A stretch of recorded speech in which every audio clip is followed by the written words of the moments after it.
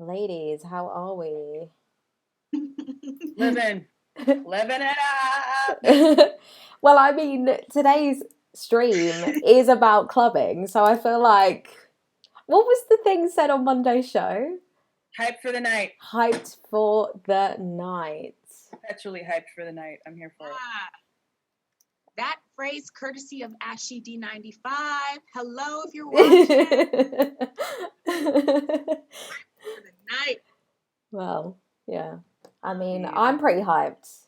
I'm pretty hyped for the night. It technically is evening. I won't say night because it's not dark here. It's evening, but it looks so bright. I feel like it looks darker in my space. I mean, also my walls are dark, but that doesn't help. But like, it looks bright daylight where you are right now, to me. Yeah, I think the sun is going to go down shortly, but halfway through the stream, it just turns into just dark. Okay. So, hello and welcome back to the Arghon AI Twitch channel. My name is Jess and I will be your host today. I'm joined by the wonderful Paula and the wonderful Lauren. Hello, ladies. So, today is Throwback Thursday, so we did already kind of spoil what today is about. But basically, Throwback Thursday is a stream where we focus on a technology, could be a way of life, could be an industry, and we examine it in the past, how it is today, and how we imagine it being improved with an AI like Arghon. So it's a really fun show, and as I said, today is about clubbing. So I am excited to take you ladies on this journey. But of course, as we go through, be sure. Oh, Ashy D says hello. He says hello. Hi, Ashy D95. Hello. But yeah, as we go through, be sure to comment along. Let us know what you think of today's topic. Be sure to follow us, friend us. You can get notified every time we go live. It's better to join us as we go live so you can ask us questions. Social media, Instagram, Twitter, Facebook at Arghon AI. Go follow us on all of those platforms so you can get updated with the other content that we produce.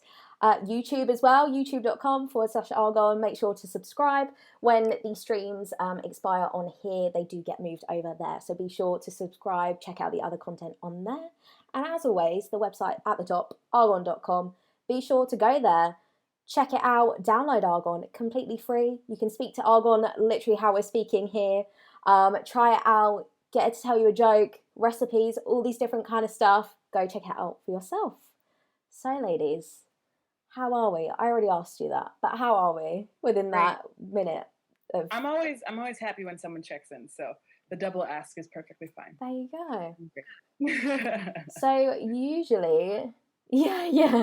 usually we start with a random question.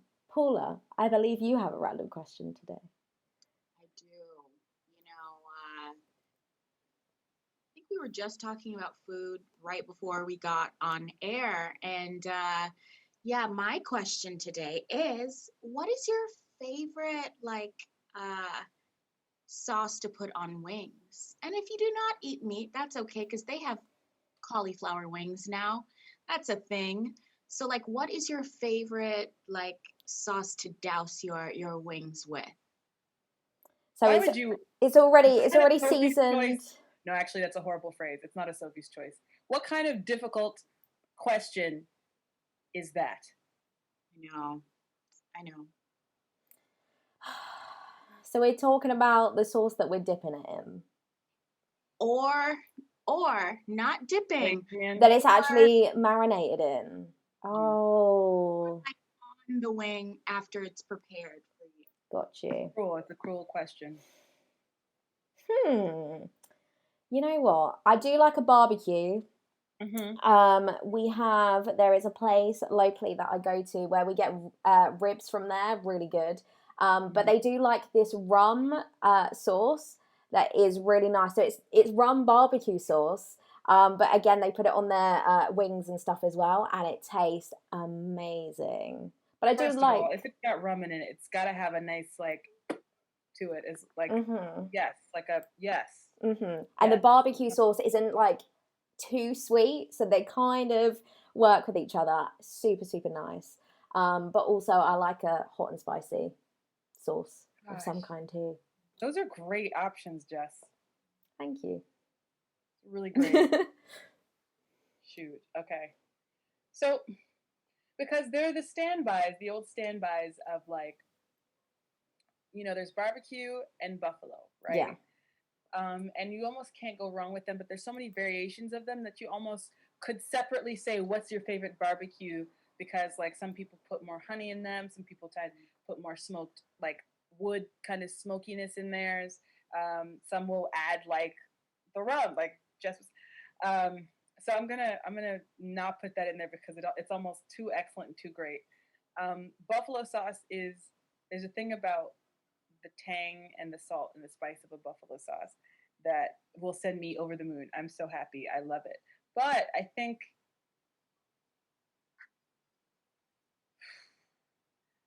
when it comes to like flavor,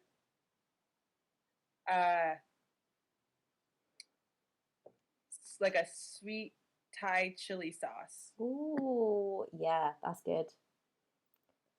That is a solid choice. I like that. That's a really good choice. That's always one of the things on my list too. If I'm going to get wings and they have a bunch of flavors to choose from. Okay, so that is one. Well, no, I'm gonna do a different flavor. Well, I love teriyaki wings. Oh, yeah. Love teriyaki wings. Yeah. I like to dip in ranch. Some people prefer blue cheese. I'm the same as you. I like ranch. Blue cheese is nice, but ranch, it's yeah. So you get that like kind of sweet and savory, the teriyaki. That's why I like the sweet Thai chili as well. Mm-hmm.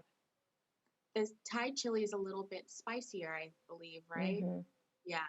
I do like a barbecue wing, Jess. Yes. yes, Jess. Jess. And I do like a garlic parmesan wing. Mm. And then you can't beat a buffalo wing. You can't beat any of those. But yeah, it's the moral of this question is get every flavor and then you're all satisfied. Yes. There has to be a variety of wing sampling flavors. So yeah, I usually will get like 3 flavors, 2 or 3 flavors. There's nothing wrong with that. There is nothing wrong with that. 100%. That's usually what ends up happening when, I'm ordering wings for the family. Like we end up having to get at least 3 or 4 different kinds of wings because there's just so much flavor. There's just so many options. Mm-hmm. So each flavor is a different experience. You know what I mean? It's like a different vibe of all of them. So we could have like a wing party of some kind. Yes. Yes. Yes, Jeff. There's yes. I'm up for anything. Can we discuss this further? I mean, period. Like that's it. Just end the conversation. Yeah. Done. Yeah. Well, I mean, Ashley D has said, I think mine would be a bourbon infused barbecue sauce. Pretty nice. But they've put, we don't have ranch in the UK. I was going to say I've never tried ranch, so I can include myself in the conversation you were having. But blue cheese all the way for a dipping sauce. I like blue cheese. You know what's great about blue cheese? You know what's great about blue cheese? That it's such a strong flavor. Like you can't go wrong. Like, well, wings are just the best thing ever. You can't go wrong. You can't. This fact that I keep on forgetting about the UK is Nando's. No ranch. I mean, I think you can get it, but it's not a popular thing that you can just go to the supermarket and get. So I've never tried it, but I feel like I would be all over it. I think you would like it. Dream. Is this real? Wow. Why? You know what's so weird? Because there was a point where I think you discussed this, but I completely don't even. It's because it's so natural, to you guys. Where me, no. Wow. Here we're like, no. Oh my gosh. Mm-hmm. So blue cheese is Ashley D95's thing. Yeah. But it's like you don't have the option of ranch or bleach cheese. What? No. So I'm sorry that my mind is actually blown, but it really. well, It shouldn't be, but it is. It's thoroughly because it really. I take for granted that ranch exists. The UK does have like really nice flavors for their chicken. I mean, yeah, you know, So yeah. this means that we're gonna have to eventually send like a UK care package with like the cookies. The cookies Shortbread. with like ranch. The most random package ever. Like some ranch and some cookies. You send the shortbread, Jess. We'll send you the ranch. I will do that. Because I we'll think do an exchange. Paul will send ranch. I'll send the cookies. You send the shortbread. We'll just shortbread and sausage rolls, please. I can't promise that they'll be good by the time that they get to you. The sausage rolls. Right. Freeze dry overnight. Freeze dry overnight. Like $70 package. What's in this package? It's food. $70. There you go. It'd be the most expensive sausage roll you've ever had in your life. So you're welcome. Better get Greg's to like cut down on the price. Get like as low quality a roll as possible, so that you can save. It's still so good from Greg's though. Like so good. They're still really yummy. We'll figure it out though. Well, we'll sort it out. We'll sort it out. We'll sort it out. It's fine. Thank you for entertaining my food question chronicles. I appreciate you, ladies, and I appreciate. It was a tough question. Yeah. It was actually a tough question. Shame on you. I'm just kidding. But no, thank you, Paula, for the random question. It was a good one. Okay, ladies, are we ready to get started on clubbing? Get hyped for the night. Hey. Okay. So everyone tuning in, as I said at the start, feel free to comment along, ask us any questions. Let's get started. So I'm going to credit entplant.blogspot.com because they gave me a brief history of nightclubs. It was very interesting. So credit where credit is due. So venues that we would now classify as nightclubs first began to appear in early 20th century. And this was both in Europe and the US. I was actually kind of surprised. I was sort of like... I kind of love that. Yeah. So these venues obviously sold alcohol. Sometimes it was illegally. Naughty. Don't condone that at all. And obviously they promoted entertainment in the form of live music. So in the 20s and 30s, you had your sort of jazz swing bands. You had dancing girls that were sort of like doing their burlesque routines. But you had other small stage performances, sort of like magicians and comedy acts as well. So yeah, throughout the 20th century, the nightclub grew in numbers and variety. So you saw rapid growth in the 50s, and this was post Second World War. And this was because youth culture really started to become a thing, because they had this desire to sort of showcase products, their fashion and their music that was associated with their own image and lifestyle. And then in the 60s, you saw many young people sort of gathering in these venues to listen and dance to rock and roll music was the popular one back in those days. Let me just change lay photo. Yeah, so in the 60s, it was rock and roll music. And this could be from live bands, but also disc jockeys as well. And these venues became known as discotheques. Now, I have heard my mum say discotheque, I don't know how many times, and I'm like, it's not that anymore, it's not. So then, jumping on the 70s, this is when the disco scene really became a thing. So, yeah, it was the rhythmic sort of music that really encouraged people to dance along to it. So the term discotheque was short-lived, unfortunately, and was just abbreviated to disco. And disc jockeys just became DJs. They just cut it right down. They were like, we're not saying that whole thing. No. And the original sort of rock and roll influences and dance crazes sort of were no longer a thing.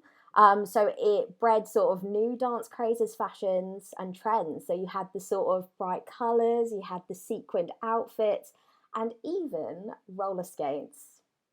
I've always been jealous of that. Like when you see people proper going for it, you're like, why can't I do that?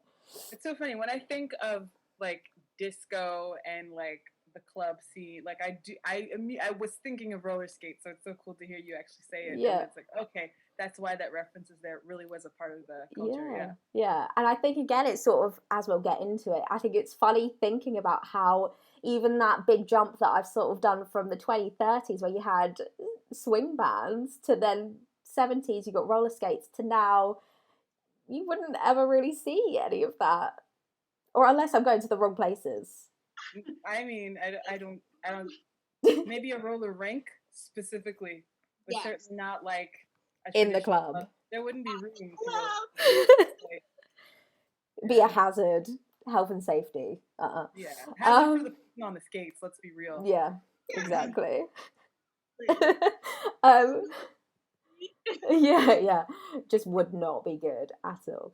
So then discos began to then theme their venues around sort of fashion, and they then started to include the light effects, such as strobe lighting, flashing colour lights, all of that, and then later dry ice for the smoke effect. And then at that time, sort of new technologies allowed DJs to play records to the audiences without actually having to interrupt the music flow. And obviously they had, mixers at this time and kind of the setup that I guess you would see now, just obviously not as high quality. But dance music was made, a popular genre at the time, and this sort of integrated electronica, and this is where a lot of black music influences actually started to come in. So you sort of have funk, the soul, reggae, that sort of then led to the hybrid music forms that started to emerge, and the most successful at that time was hip hop. Cool, I like hip hop. So yeah, hip hop sort of became really popular sort of in the late 70s, and it became really popular in discos due to breakdancing. So people were really drawn to venues because of that reason, and I guess it's because it allowed not only the audiences and customers, should I say, to sort of start becoming a recognised part of the experience and the venue. And the entertainment, I guess, because, they're going there, potentially paying to go in, and they're the entertainment. Also, breakdancing, I've always wanted to know how to do that too, but I can't dance, so, yeah. It's a very impressive, skilled dance form. So then, jumping on, throughout the 80s, dozens of new sort of musical genres and subgenres started to emerge. So you started seeing garage, you had goth music, house, indie, techno, all of this stuff started to break through. And for all of these genres, the venues then started to see a real need to sort of put on specialised events or nights just for one type of genre of music. And then in terms of the nightclub culture, the most renowned of these came from Chicago in the mid-80s, and this was house music. So this is purely electronic, highly rhythmic, not a lot of vocals was in it. It's purely made for dancing. That is it. They didn't care about what people were singing about. They were like, no, I just need that beat. Yeah. So it was first embraced by gay audiences. They were already sort of aware of it, but then, it soon took hold in discos in sort of the more urban centres in Europe and the US. And then from that, I guess discos then began to sort of reimagine themselves as trendy dance venues. So then the term disco was dropped. They didn't like that anymore. So venue promoters began to refer to their venues as nightclubs. So then the laser light effects began to be used by venues to sort of demonstrate their modern image and ability to sort of create ambience, atmosphere within the venue. So it was no longer just like a thing they would put on. They were actually trying to embrace it and use it to create ambience. And weirdly, I guess because for me, I'm so used to this just being a thing, students at the time were not considered a significant customer by nightclubs until the late 1980s. And I guess this is purely just because I'm in the UK. Obviously, the drinking age is 18. That's when you start to go to university and all of that. But yeah, up until this era, students sort of attended just specialised events, you know, student union kind of things. But yeah, it wasn't until the 80s that it saw the emergence of student nights at towns and cities, etc. And they were typically held midweek. And, you know, it would sort of have cheap drinks, it would have all these offers. And of course, you would sort of need to bring your student ID along to prove that you were a student. And this was generally used by nightclub owners to sort of take up unused club capacity during the week. Otherwise, they would have been closed. So they really started to sort of use students to gain money in the week. And then late 80s, early 90s saw the rise of house music, house music hybrids. So this is the faster, heavier beats and bass. So it's sort of like as we're going through, the music is just getting faster and heavier as it goes on. More intense. Yeah, that's it, not heavier, intense. And the most popular is techno, or the techno that we know now, not techno as in, you know, 80s, 70s and all of that. But then, yeah, the popularity of techno sort of clubs then really started. They made a name for themselves. So this is sort of where you had. Oh, hang on, I skipped a bit. Let me reverse back. Hang on. So techno basically, yeah. And then the term nightclub, again, abbreviated down to just club. They were like, we don't want it to be too long. It just needs to be cut down even more. Yeah, exactly. And then the term club was just then associated with sort of nightclubs that offered specialist dance music, and their patrons became known as clubbers. So, yeah. And then in the 90s is really when I think students were recognised as sort of the growth customer for the clubs at the time. And then this is where we really saw the growth of club brands as well. So you've got clubs like Ministry of Sound, Gatecrasher, Cream, all of these stuff that sort of started in the UK and now they're globally known, which is absolutely crazy. But then, yeah, by the turn of the millennium, the traditional student nights kind of just disappeared. And many nightclubs just began to open as usual every single night. So I think that was probably why, maybe because the students didn't really want to mix with normal people. I'm not sure. But then, yeah, in the 2000s, you sort of had new music forms such as, you know, bassline, dubstep, R&B, electro, all of that kind of stuff that has sort of gained mass appeal amongst young audiences. And then, yeah, in student cities, entrepreneurs who were keen to make cash, they were started like competitions with like-minded individuals to promote and fill nights of venues across the city. So it's then people started to try and work together and try and tempt these students back in. So yeah, that was kind of it. I mean, nightclub for the past, it has changed quite a lot as we saw. But it's one of those ones that doesn't necessarily have a rich history. But it's, as I said, it's really interesting to kind of see how it was in the 20s, 30s to swing bands to then you got your dubstep going on. Yeah. So what did you ladies sort of think of that brief history of the club? Paula. Okay, 1 second. I just got to move this thing out of the room because... Yeah. Go on, Paula. You can go.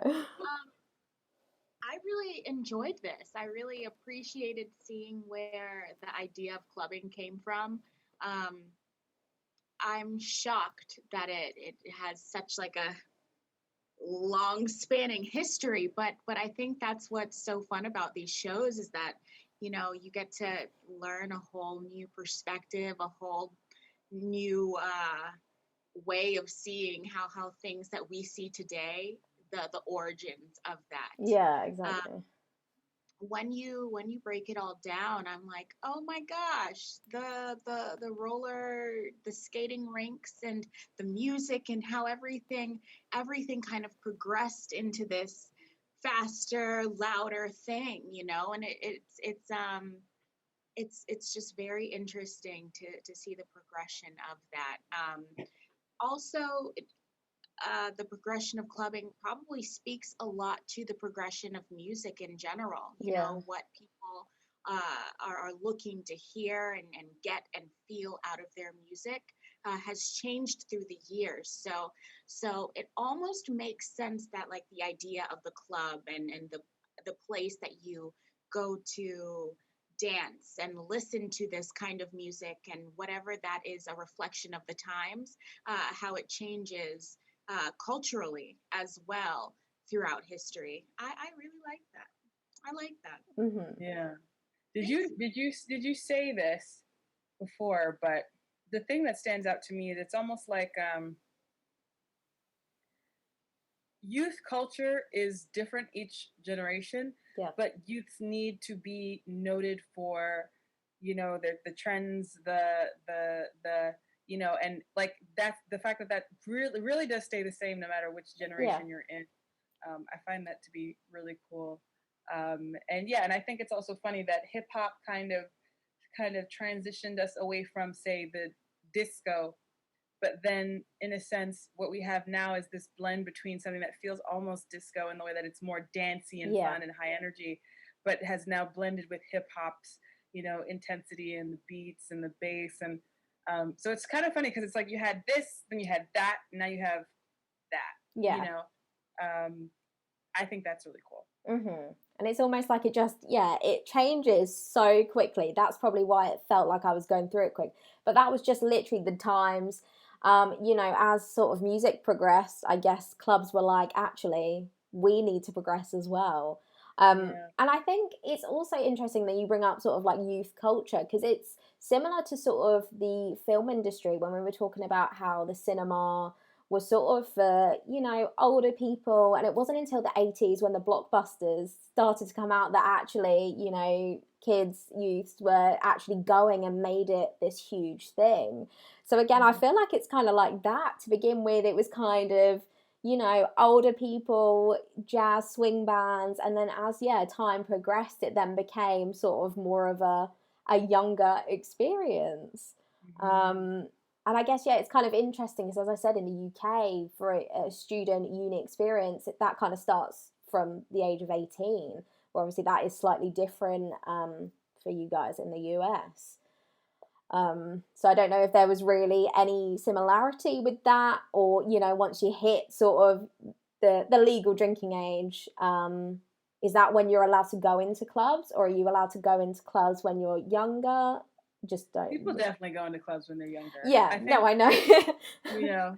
America definitely says one thing and then will go in another direction. Interesting. So, I think not all, but many Americans have a clubbing experience well before 21. Yeah.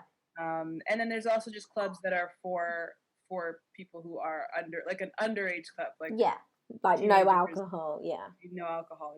Mm-hmm. But I also think it's also a big part of why college culture is so like party, like the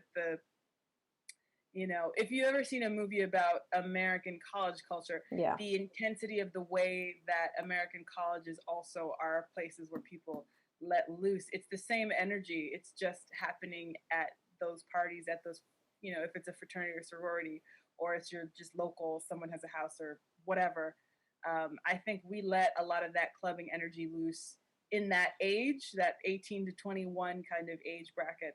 And then once it's 21, it's the same everywhere. It's, because you can have everyone, a club is a club. Yeah. But that's, I think, also why we have such a strong, in some ways, a strong Greek culture, Greek organizational culture. Yeah.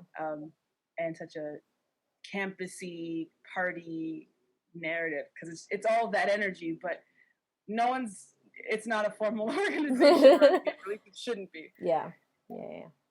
Interesting. So yeah, that's what I like, is always kind of comparing the two countries in aspects like that, because again, it's quite different.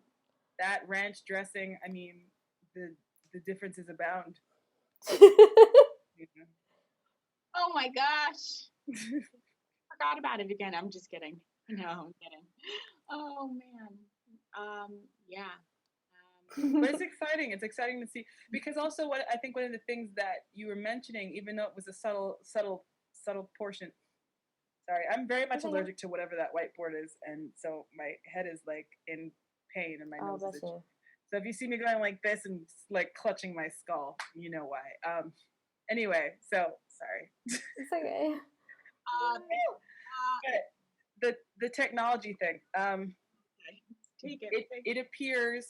It appears in so many different places and ways. Like, the fact is that, even when you're talking about the DJing and the way that music is able to be played, because you could have one disc going while the other one's going, and you set up so that, this starts playing when that one's hits this per certain point. So you have these beautiful transitions between songs and DJs, especially when you brought in like the hip hop and like the Sugar Hill Gang, that kind of sound that was coming in.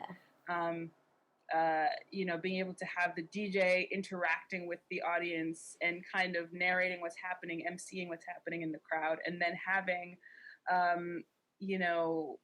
the bringing in lights, like different kinds of lights, not just the kind of passive disco ball, great as that is, we love those. Yeah. But, now it's like these laser systems, like technology that's being used to kind of enhance the situation, set the mood, to now technology is so much a part of how, like, a lot of the DJs, like the DJ sets, the house music, you have so much more. What made that possible was just the way that music has become so digitized, that you can make really amazing and unreal sounds, using machinery. And so now DJs, when you're talking about these clubs wanting to have a different night or bring in a different kind of energy, you have that technology is making it possible for these for to kind of create that global sound that I feel like we hear so much more, that mixed sound that we hear so much more in music now, where you have a little bit of the techno, a little bit of the hip hop, a little bit of this and that, sampling and different things have made it possible to really get that kind of mix. So it's like, it's interesting because as we talk about how the culture and the youth change the clubbing experience, technology is there to actually meet that new culture. That's really cool. Yeah. Paula, were you gonna say something? Yes. Well, I saw Lauren struggling, so I was gonna have to say something. You're trying to save my life. I so appreciate it. I found it very interesting that house music came from Chicago. I always tied house music to England. Apparently not. Apparently not. Apparently not. I you learn something new every day on this Throwback Thursday. Well, not every day, just on Thursdays. We only learn something new on Thursdays. That's it. Only Thursdays. On Thursdays we learn something. But yeah, I think kind of jumping into now. Oh, J Farb says, "Hey, hi." Yeah, kind of jumping into present day. I don't think too much has changed from the last point that I made. But what I found quite interesting, and again, this is kind of purely speaking from UK side of things. So apparently, having peaked with an estimated value of more than 1.6 billion in 2003, the UK nightclub industry hasn't reached the same heights in recent years. Wait, what year is this? 2003, Okay. apparently. So this is J Farb says, I also assumed house came from the UK. Right? Maybe we just Right? embraced it. We just embraced it more, I think. I think that's what it was. I think it was that you embraced it and it was seen being embraced. So yeah, so apparently it peaked with an estimated value of more than 1.6 billion in 2003. And it just hasn't been able to reach the same heights in recent years. And apparently, 2003, like the height of like Tiesto and stuff. I'm not sure. But yeah, again, purely from the UK side of things, this is primarily due to the changes in the licensing act that we had over here, which basically allowed pubs and bars to stay open later into the night. So this allowed pubs and bars to stay open later than 11 p.m. and for nightclubs to potentially go on to sort of early hours of the next day.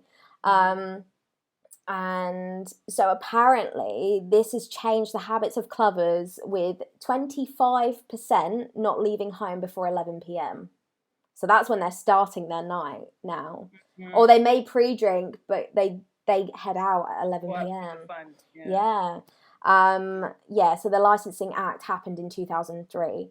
And apparently this is saying, coming into force, only 4% of clubbers came out after 10 p.m. So this, before the Licensing Act, only 4% of clubbers came out at 10 p.m, where now a higher percentage start their night at 11 p.m.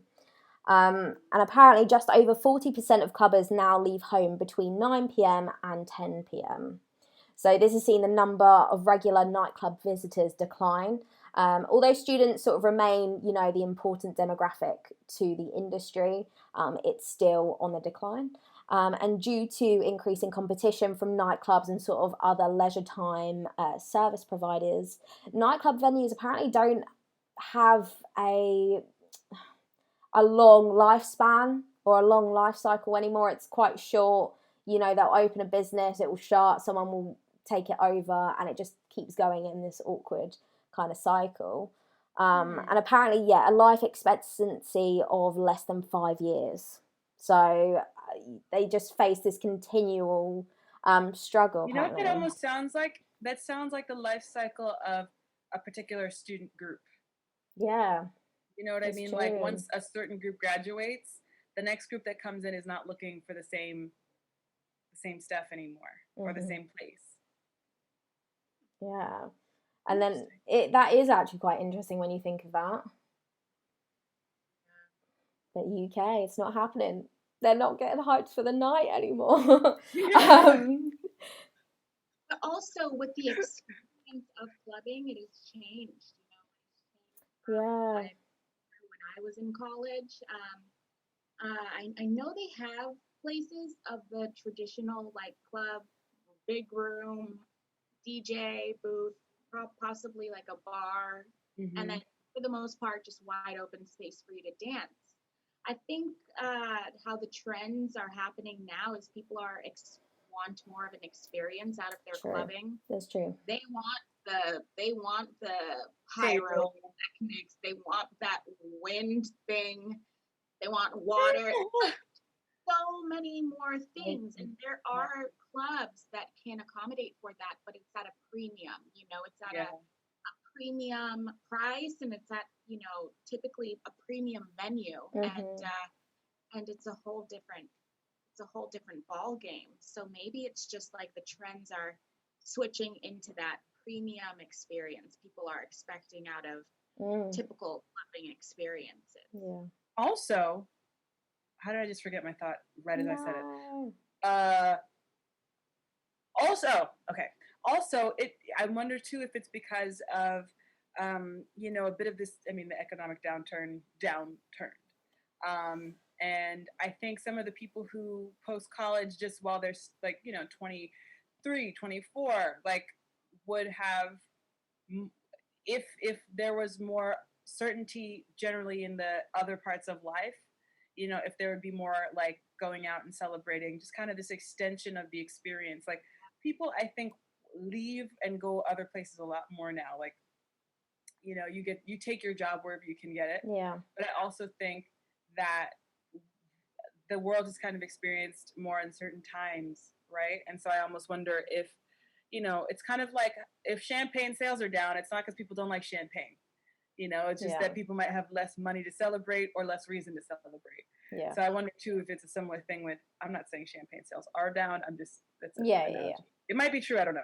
But I imagine it might be a similar thing where, because a nightclub is kind of like, yes, you go there to blow off steam, but I think you also go there to kind of live it up and have fun. And so you're going to feel, excited and just have a good time, let loose, right? So I imagine if we haven't really, I know 2003 is pretty early, but I can imagine that some of that tightness was starting to occur globally before it really expanded to, what we had with 2009, that global crisis. I wonder if that also might be why, and it never quite picked back up because, again, the economy in the globe we just shifted as a global culture.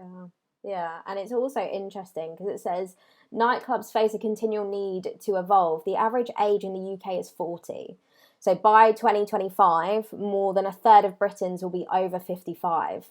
So nightclubs will need to adapt to this or face an uncertain future, which is very negative. But yeah, so that's kind of interesting when actually you think of it like that as well.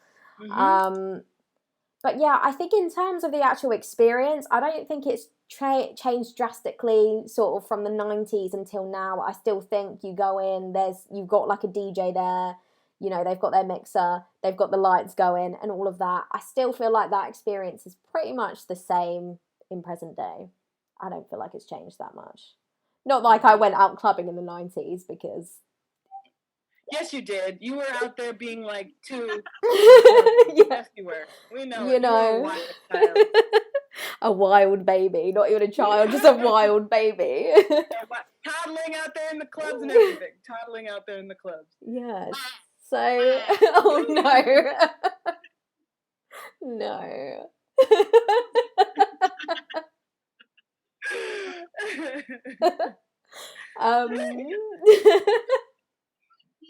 They might be the whole clubbing trend. How in recent years it's been to market towards younger people. Did that happen in the 90s, correct? Well, it sort of happened from, hang on. 80s? Yeah, it was from the 80s, I think. Okay. Yeah. I feel like they might be trying to go back to that original setup, the original framework of the club, maybe with the premium clubbing experience and the premium prices, they are looking to attract a more mature audience. I guess you would just say to go for where the money is. And typically, in those fancy clubs, possibly could be like an international businessman or, tycoon of some sort. It's a whole different audience that they may be trying to shift the appeal to. Maybe that is why they're putting more, investment into the experience of it all with the pyro and the smoke and the fog machines and the water and all of that. The circus of it all. Paula, I think you bring up a very good point because I was thinking about this. Jess, is it okay if I tell the smallest story? But of course you can. Of course you can. So I think your point about them like reaching to a slightly older audience and kind of lingering in that spot, I think that's a really good point because I was thinking about I went to my cousin's wedding. I won't give too much more detail on that, but I went to my cousin's wedding, and of course, as one does, after you go to the wedding, the whole cousin group goes to a club because that's apparently what we do, and it was great. We had a good time. Yeah. But it was a club, and when I went to the club, I looked, and I would say the average age of the people in the club was maybe 42. That was the average age. But when I say the club was live, I mean not only the music, I mean the people. They were there to have a good time, and they could afford the drinks. All of us were legal, right? Everyone was legal. But they could afford the drinks. Our party was actually some of the youngest were some of the youngest people there, and we had a great time too, obviously. But it's seeing how packed that place was with people who were dropping coins on drinks, on snacks to accompany drinks, just singing along with the band, singing along with a song they actually don't know because it just came out, whatever. But it was high energy. I mean, I was like, I've seen clubs for people our age, and they don't have the same energy. These people are like, we work hard and we're ready to actually have the fun that we worked hard to earn. So I think, Paula, what you're saying is very much, it's probably the best move, and it's probably the one that makes the most sense, because right now it's those people who are, they've got the job set, they have some savings, and so when they can go out, they can go out. I think back again, before the economic switch kind of cut off the knees for a lot of millennial and Gen Z, that could be expected as, another fun thing you do on the weekend aside from meeting up. But I think our generation, social media meant that we hung out in person less, and then a broke generation can't go clubbing. True. So yeah, that is true. And again, especially if those bars and stuff are going with champagne and they're that kind of place, they don't necessarily have that kind of money to splash. But yeah, I mean, yeah, I don't really think the experience has changed much, and I really think that's a good point that Paula made, that I think people are looking for that experience, and really people are so familiar with it now that is it almost getting a bit boring? It's the same old kind of, unless it's one of those places that again puts on different nights, different music, all of those kind of things. But what else has really changed, since the 90s, early 2000s? Yeah. So, do we want to move on to the future with AI? Yes, ma'am. Okay. So, as always, when I host this, I'm just going to chuck out a few of my ideas and then I'm going to push it on to you two. So, yeah, I think as we always speak about on Throwback Thursday, again, isn't it funny how back in the day it was about creating an experience, and it kind of loses it in the middle, and then in the future we come back right around. And I think that is all what it's going to be about. On Monday we kind of spoke about silent disco. That was one of the scenarios. If you didn't see it, you can go to the videos tab, go check it out, because it was a really fun episode. So sort of having like a silent disco night, and actually the headphones being linked up to your AI, and it creates a playlist for you. And it's not one of those things, it literally knows all of your music taste. So it can curate this perfect playlist for you and sort of know, right, she's getting a bit bored. We need to pump this music up. She needs like one of her like karaoke songs going, like, we need to do this. But I was also thinking in the terms of how annoying is it when you go to a club and you cannot hear yourself speak. So when you go to get a drink, that is quite hard. I want water. You have to like lip read. You're like, so I think even like ordering a drink at the bar, like and imagine, so it's an AI like Arghon, where it's like you've got your AI on whatever device. Maybe you don't even have to look at your phone. Maybe there's something else going on that you can speak into and it can hear you, or you'd have to muffle. But that Arghon sort of being linked up to your device, but then also that club having its own Arghon as well. So sort of communicating, you want a drink without necessarily having to even approach the bar. You can sort of be in a certain area, location, and your AI knows that already. Obviously permissions are given, of course. But even sort of being like the AI, you've ordered a drink, however you choose, and then it's like, well, actually, you haven't specified the type of spirit or like the brand of spirit that you want. So again, rather than, it having to come back before it's even left to go tell, the bartender, it's like, hey, you need to give me this information so I can, put your drink through. And then once you've got it, then going over to like a you know, an earpiece, headpiece, whatever that the bartender's got, and it just goes straight to it and knows all the information, can make the drink. Um, Also, I was thinking, if you want to be that type of boss, you know, if the bartender's taking a bit too long to fill your drink, they can sort of be like, you need to hurry up. Imagine your AI being like, you really need to just hurry up. You've got like 50 drinks coming. Like, hurry, hurry it up. Manager. Yeah, yeah. I'm delayed. Come on. But yeah, I was just thinking it in like that type of way of like, you know, aiding that experience, because we've all done it where we literally have shouted at the bartender. You can't hear if they've got your drink correct, and you just hope and pray that it is correct because you've just spent a lot of money on that. But yeah, other than that, just sort of the experience. So again, tapping into sort of the lighting, not necessarily having to have like a lighting engineer there. You can sort of have, oh, bless you. Sorry, I'm gonna go get a tissue. Yeah, I'm sorry. no, it's all right. It's It's all right. It's all right. But yeah, going with that experience side of things. So again, you know, whether it be music curation, you have sort of like an AI DJ, or you sort of have a AI lighting technician that can sort of, again, it's not like it's taking anybody's job, because again, it would still need to know or be programmed, be taught this information.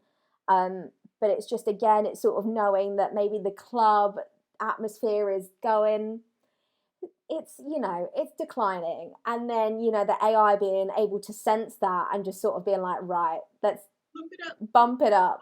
But that's just a couple of ideas that I had. So Paula, I'm going to chuck it over to you. That was so good. You know, the thing I love so much about artificial intelligence is that it seeks to improve all experiences. Yeah. You know, so why should clubbing be any different than, you know, your music buying experience, music listening experience, or, you know, shopping experience, you know, in that way that the AI learns your preferences, you know, whatever permissions you give your AI, you are able to enhance every aspect of your life. So, you know, just thinking about that idea going into the clubbing world. You know, your AI knows if you like a more laid back experience, or if you want to really get super hyped for the night. Like, you know, your AI will be able to know based on past clubbing experiences or past experiences that you prefer to do with your free time. What kind of vibe and ambiance you are going for personally, because, you know, not every club experience is the same, but your AI will know your preferences to choose the best suited club for you. You know, once you get inside, the AI could be like, you know, in charge of a lighting show. You know, maybe the DJ fell ill that day or night and they don't have a backup person. Instead of it just playing some, you know, pre-made mix, you know, they're taking into consideration possibly other people's AI music choices and putting it into just one big list for the whole club. You know, if you go over to the bar, possibly your AI could you know, if it's the person's first day at the bar, you know, could walk them through their first day of, this is how you make this drink that they just ordered. This is actually like one of our specialty drinks here that only we make, and this is how you make it, you know.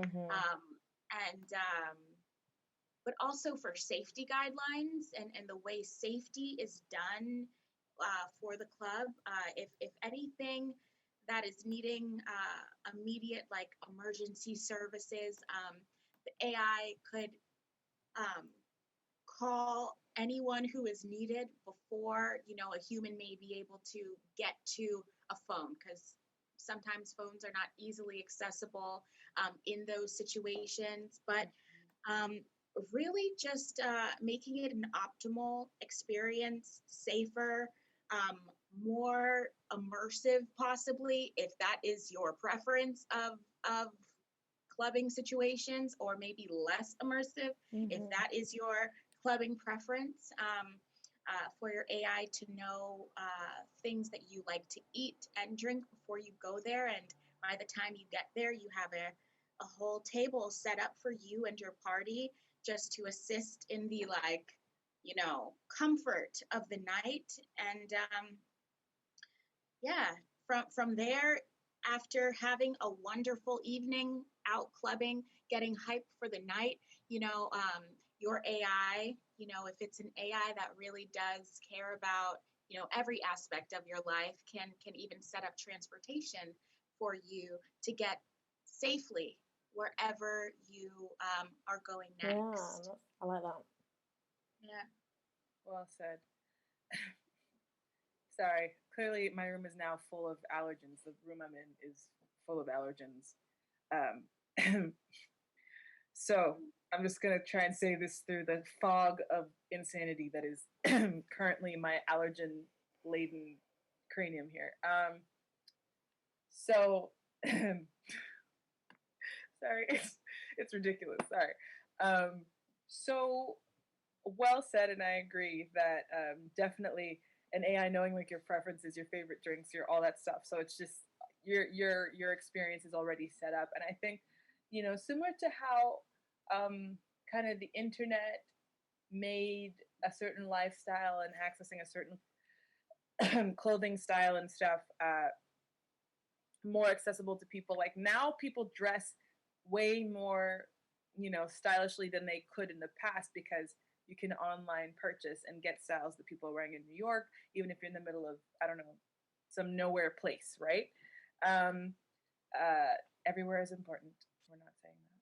It's not.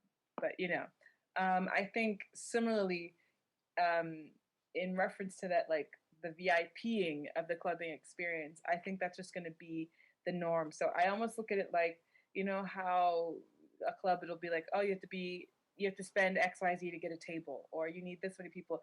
I think things like that are going to end up having to be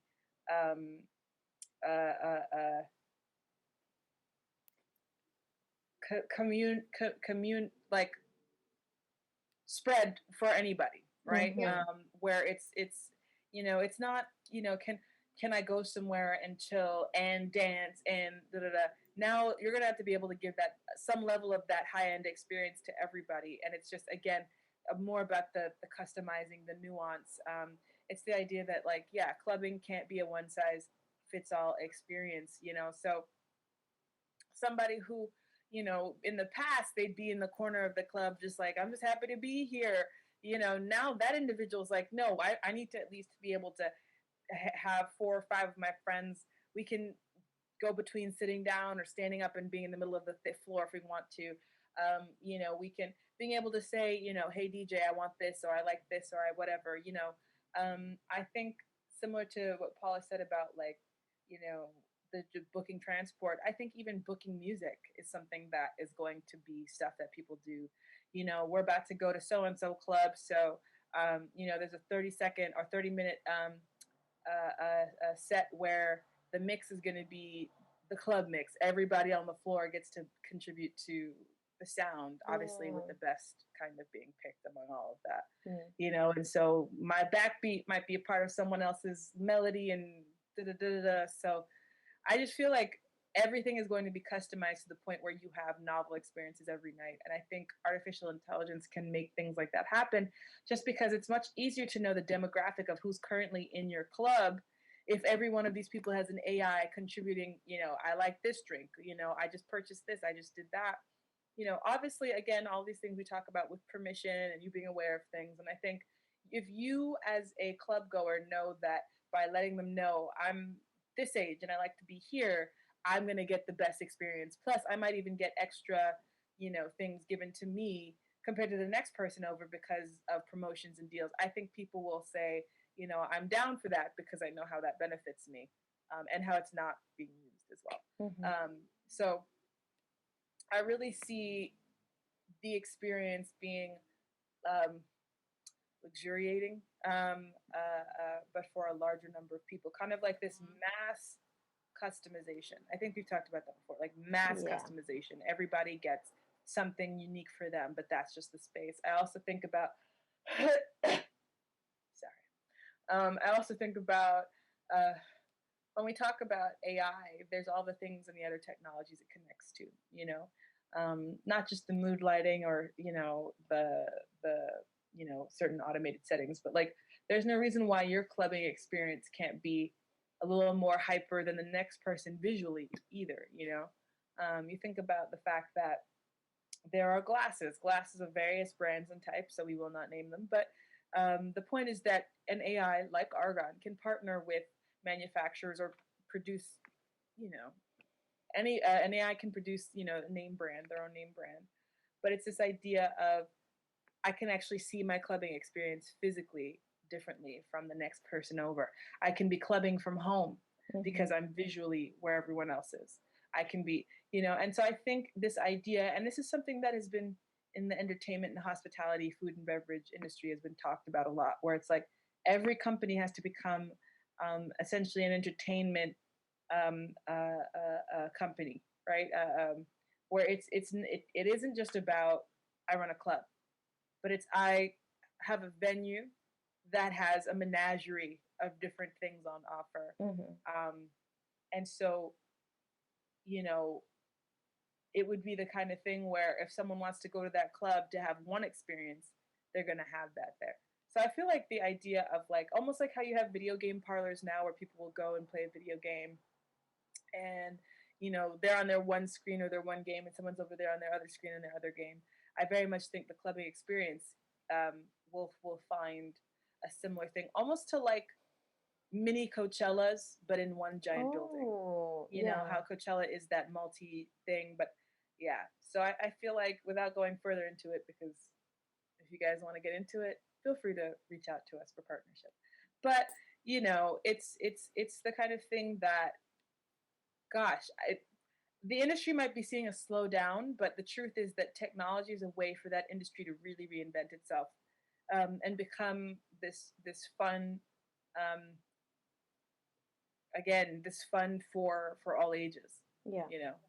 I think it's very similar to what we see with movies, like you were saying, Jess, where there was a shift.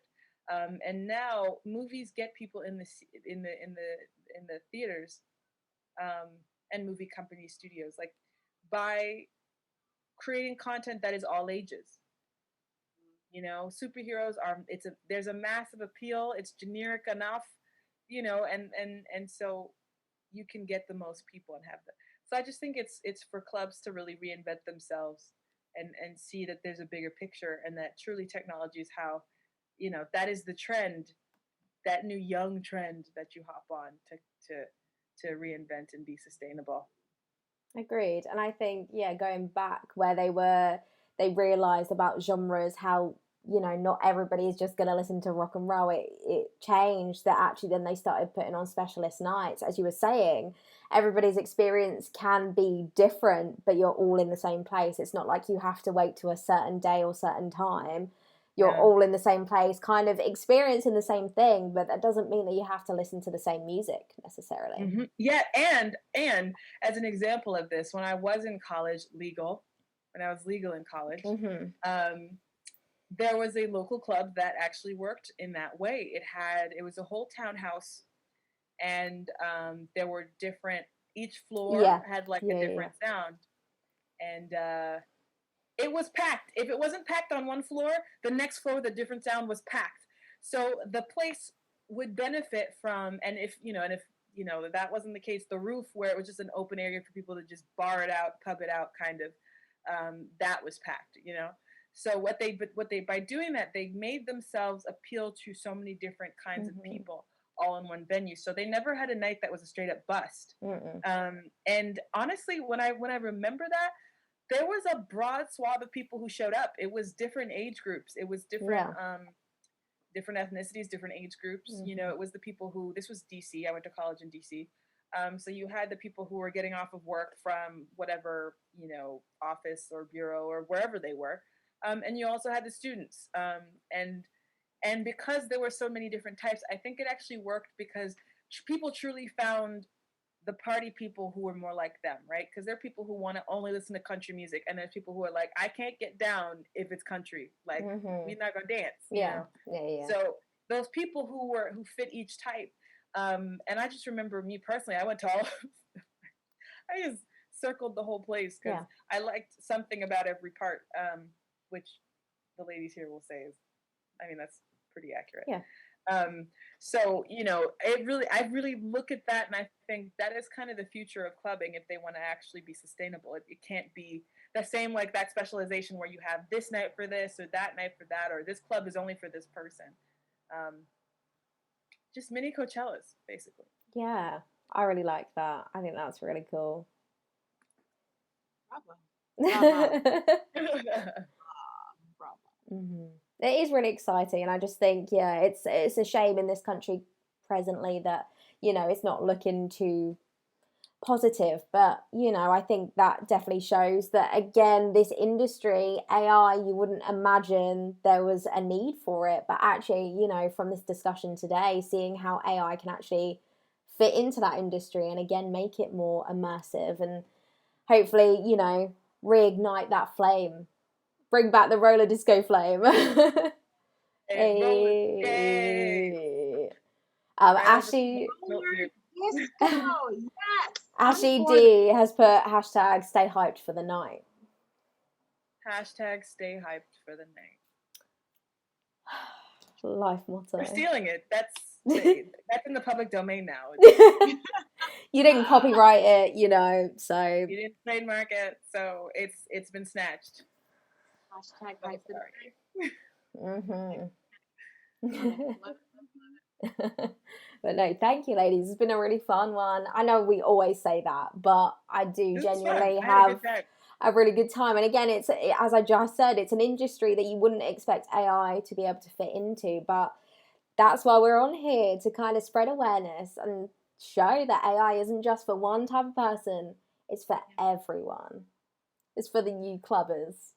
It's for, you roller skaters. I think next year, you want all of it. I'm gonna learn to roller skate. Maybe that should be my thing. Yeah. And dance. Be like that roller skating and dance. Yeah, like roller skating backwards and like. Yeah. I people on the rollerblades in California. They just I'm like, well, how? You walk on their rollerblades and you're just like, that's gonna be Jess next year. Watch 2021. I'm coming for you. Watch out. I'm coming for you. But no, I think that is it for today's Throwback Thursday, unless you ladies have anything else to contribute. I've laid it all on track. Okay. Well, that is it. I will wrap up. Floor, right? Stay hyped for the night. So as always, be sure to friend us, follow us on here. As I said at the start, you'll get notified every time we go live, so you can actually join in on the conversation as it's happening. It's always so much more fun. Social media, Instagram, Facebook, Twitter, @Arghon AI. Be sure to follow us on there. Check out the cool content that is on there. Website at the top, arghon.com. If you go there, you can download Arghon. Try it out for yourself. It's free. You can talk to it. How we have been talking throughout this whole hour stream, you can talk to it. It's fun.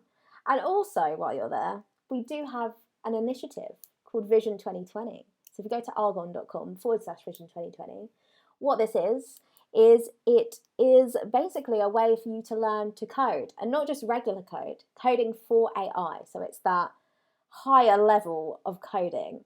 And again, it's completely free. There's, no hidden secrets or anything, completely free. You don't need to have a background in technology or coding. You literally can start today. You can be a newbie, you can be experienced. And as I said, you can learn to code for free, not regular code, for AI. So if you want to program it to teach you how to roller skate, I might do that. There you go. It's done. But no, definitely go check it out. As I said, you don't need to have any background in it. You literally can get started right now, today, for free. Nothing to lose, everything to gain. Hey. But that is it for this week. We will be back on Monday for our Flags and Polls episode. So be sure to check that out. That is 8 p.m. British Summer Time, which is 3 p.m. Eastern Standard Time. So be sure to check it out. Have a good weekend, and we will see you next week. See ya. Bye.